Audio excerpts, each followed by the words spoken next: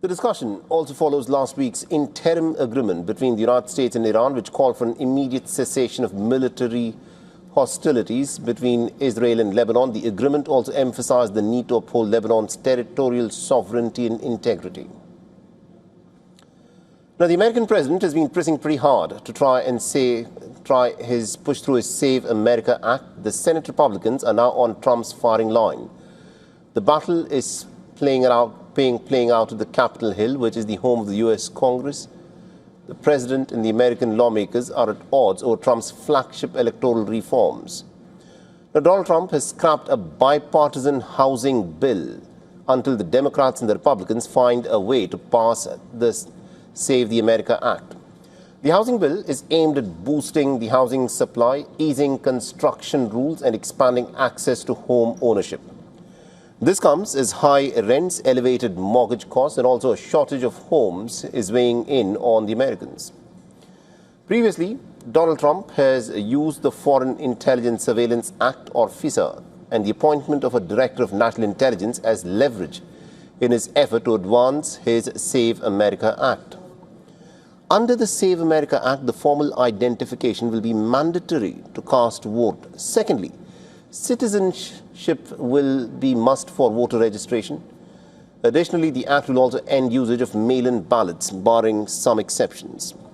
The Act has been cleared by the House of Representatives, but it remains stuck in the Senate, where the Republicans lack the numbers to get it through without support from the Democrats. Now, the American president, in fact, announced the move to scrap signing of the housing bill on his Truth Social platform. He called the Save America Act as a desperate need and also a national emergency. Now, Trump's refusal to sign the bill may prove largely symbolic, as under the U.S. Constitution, a bill becomes a law after 10 days if the president neither signs nor vetoes it while the Congress is still in session. Now, Trump's visit to the Capitol Hill turned combative when he challenged the senators for rebuking him over the Iran war. Now, the fiery exchange follows a congressional vote on the War Powers Resolution, and earlier 4 Republicans had backed the Democrat effort directing Trump to end the Iran war or to seek congressional approval after the testy exchange. The Senate held another vote on the same resolution. This time around, the lawmakers overturned the earlier vote that was aimed at curtailing Trump's war powers in Iran.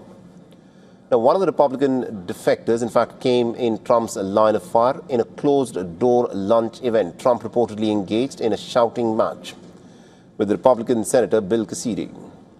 The things, in fact, went downhill when Trump reportedly raised his voice on Bill Cassidy after he insisted on voting for the War Powers Resolution until there is a congressional briefing on the developments in Iran.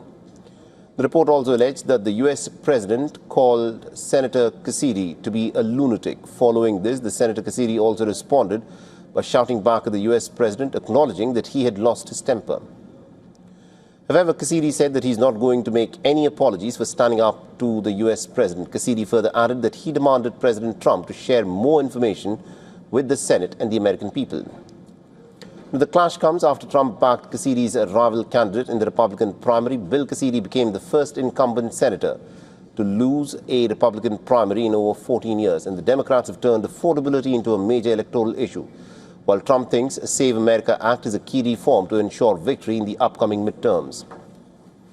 For all the latest news, download the WION app and subscribe to our YouTube channel.